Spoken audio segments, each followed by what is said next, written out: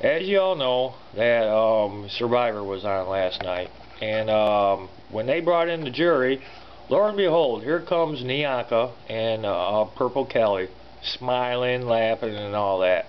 Well, the way I feel that since they quit the game last week, that they should not be allowed on the jury.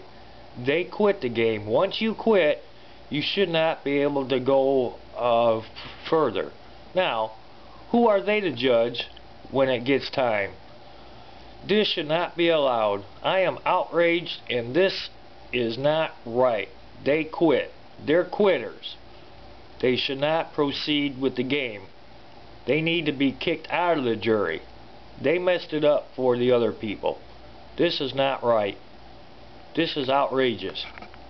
That's how I feel about it. Who's with me on this?